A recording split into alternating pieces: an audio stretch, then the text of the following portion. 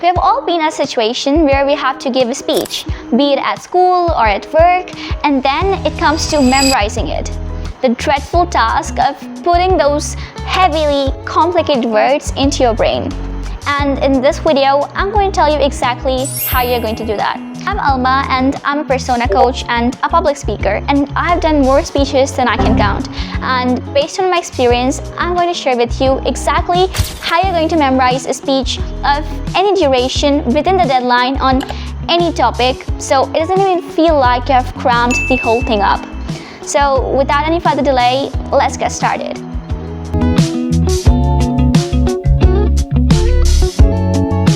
The first thing is to understand the speech, because no matter how less you care about the speech, you need to understand what it is about. You can't just cram the whole thing up. The words need to make sense to you. So before memorizing the speech, ask yourself, what is the core message? What is this point talking about? And how does this point connect to the other point? So when you understand what the speech is about, and when you break down the whole speech into points and understand each point, you are creating a chain of reasoning by relating each point to the another one. Plus, this thing will also help you in case you fumble during your speech. You will at least have the idea of what you're talking about. Secondly, let me tell you about the 4 levels of speech memory. The first level is the word memory, where you memorize each and every word, where you memorize the speech word by word.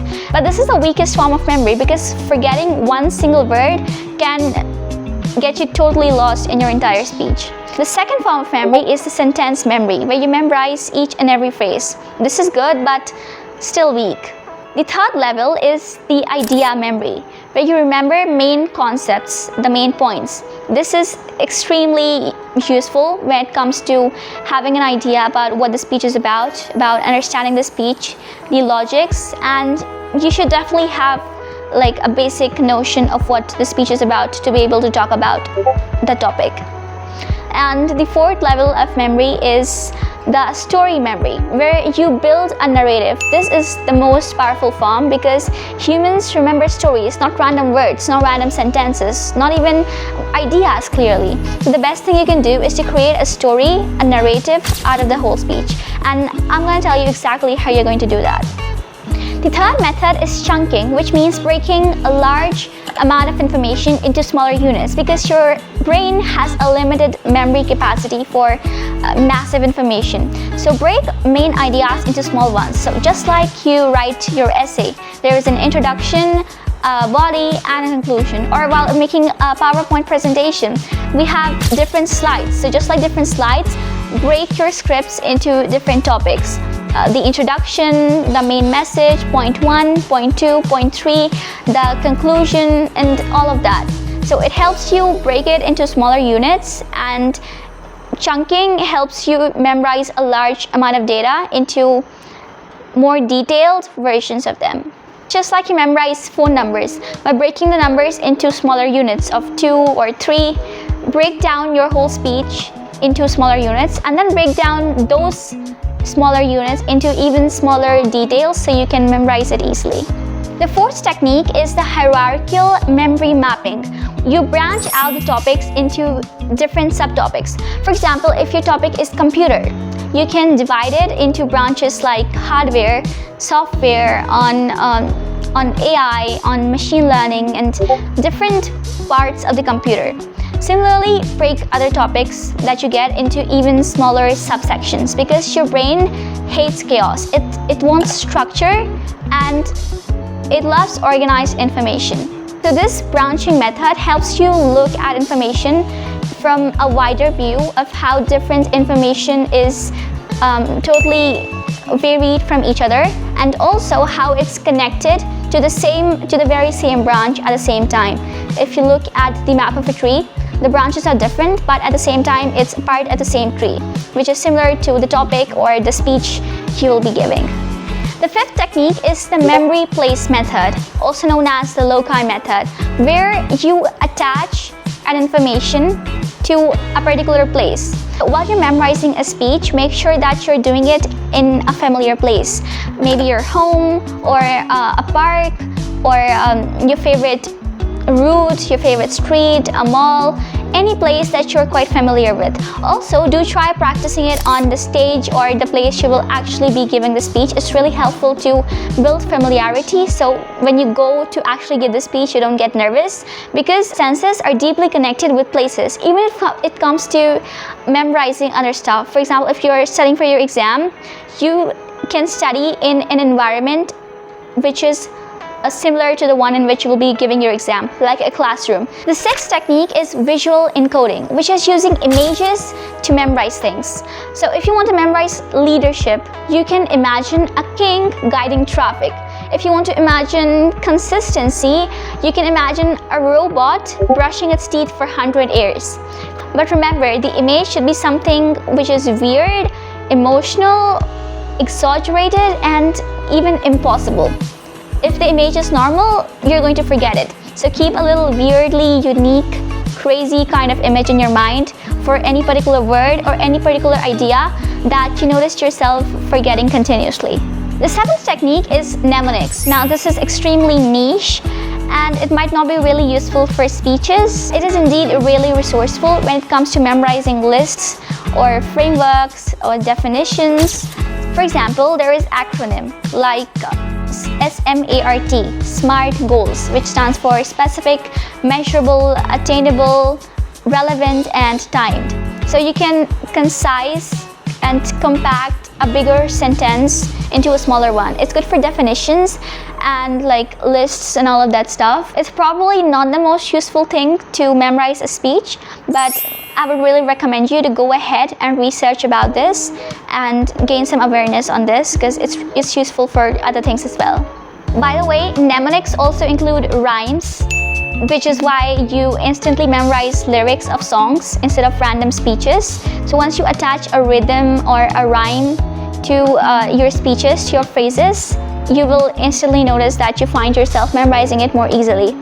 The eighth method is the story chaining method. This is like a completely crazy thing, but it's also super interesting if you use it well. So, for example, if your speech covers confidence, communication, networking, and success, you can start with a confident person giving a speech. So it covers confidence and communication. And to cover networking, you can say that the person, after giving a speech, they go down the stage and they go and talk to people. So now networking is memorized. Now when it comes to success, you can say that after the networking session, they receive an award on the stage, and that's how you relate it to success. So now all the 4 points are covered in the form of a story. So I really love this one because I make stories in my head all the time. I connect things which are not even slightly related to each other, and it's super interesting. So really go ahead and try that out next time you're giving a speech. The ninth technique is active recall. This is probably the most important technique of the entire video because it applies to memorizing anything. Let me tell you that students who use active recall method for studying score 30 to 50% higher on exams. Okay, so let me tell you what active recall means.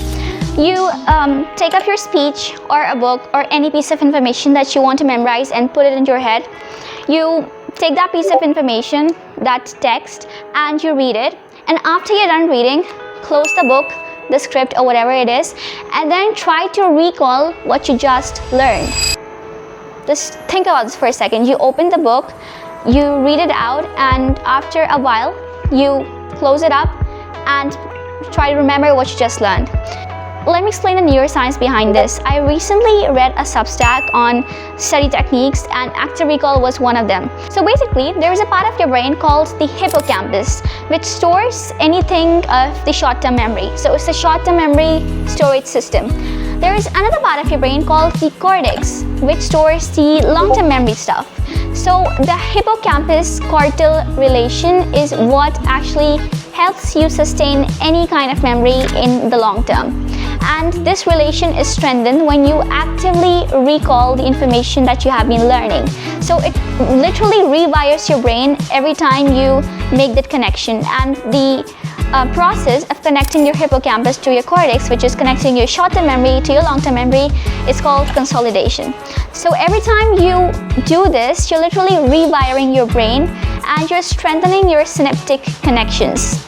Because cramming doesn't work in the long term. You're going to forget it very soon if you cram stuff up, because there is no consolidation. There is no connection between your hippocampus and your cortex. So do make sure that you actively recall whatever you're learning and not just memorize it and be a passive learner.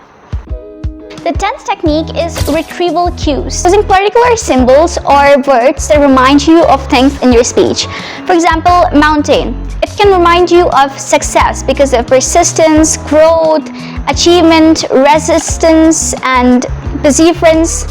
So use specific words or such symbols which remind you of something important in your speech. The 11th technique is to practice state-dependent memory. If you're going to give the speech by standing, practice while you're standing. If you're going to give the speech with gestures, focus on your body language, like your eye contact, your hand movements. If you're going to give the speech with slides, practice with slides. The 12th technique is emotional tagging, to attach a particular emotion to every paragraph or to every point or idea. So represent every phrase, every paragraph with a particular emotion, like what emotion does it support? Surprise, of anger, of happiness, of excitement. It helps you memorize and to remember the information better, as well as it makes it easier for your audience to infer what you're exactly trying to create and the experience you're trying to share with them. The next one is gesture anchoring, to create different gestures for different points. For example, point 1 could be open arms, point 2 could be to move forward, point 3 could be to move to the right, point 4 could be to raise your arms up. So every gesture connects to a point. Especially for kinesthetic learners, it makes it easier to memorize, to connect every gesture with a point, and professional speakers actually do this quite naturally. So with practice, it will come to in default for you. The next technique is rhythm and cadence. Okay, let me give you 2 sentences. The first one is success requires consistency. The second one is small actions repeated daily creates extraordinary results. Notice how the second sentence has a rhythm to it. Look, memory has 3 stages: encoding, storage, and retrieval. And when you do cramming, you're only focused on encoding the message. There is no storage. You don't remember the information that you take in. So make sure you revise your speech in breaks of 5 minutes, of 1 hour, of 1 day, or even 1 week if you have got plenty of time before the speech. So once you practice the speech in regular intervals, it helps create active recall in your brain and revision, and with practice, obviously, it helps in better results in anything. Now, what do you do when you are in the middle of a speech and you forget something? So don't panic, don't get nervous. First of all, be calm. This might sound like a really stupid advice, but be calm and focus on the solution instead of being totally embarrassed about the situation. It's only embarrassing if you make it. So here's what you do. You try to remember the idea that you're talking about, not the exact words. Because if you try to memorize the word, you're going to get completely lost and you will forget the whole thing.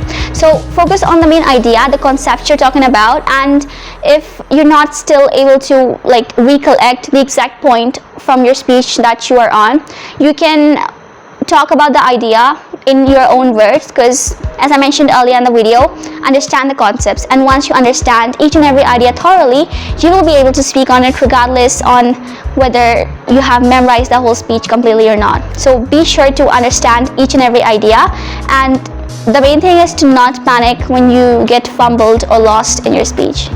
Now, let me tell you that professional speakers don't memorize everything word by word. They memorize the structures, the opening lines, the closing lines, the signature lines, the definitions, the main ideas, the stories, and the key statistics. They use techniques that I mentioned in this video, which I personally used, and it really worked. I learned these techniques over time. I have applied this, experimented this, and only after that am I sharing all of these techniques with you in my video today. So I hope you found this video resourceful. So the next time you're going to give a speech, just know that whatever happens, understand the topic first, connect it with mnemonics, use stories, use narratives, and to build a chain of reasoning, and to just be super confident while giving a speech. Even if you get lost, even if you forget your lines, just remain confident. Don't panic, because the audience can see it on your face if you are even slightly nervous. So whatever you say, just say it with utmost confidence and charisma. So remember, memory is about making connections. The more connections you make emotionally with places, with people, with ideas, the more likely you are to retrieve, to encode, and to store that information. So that's all for this video. Have a great day.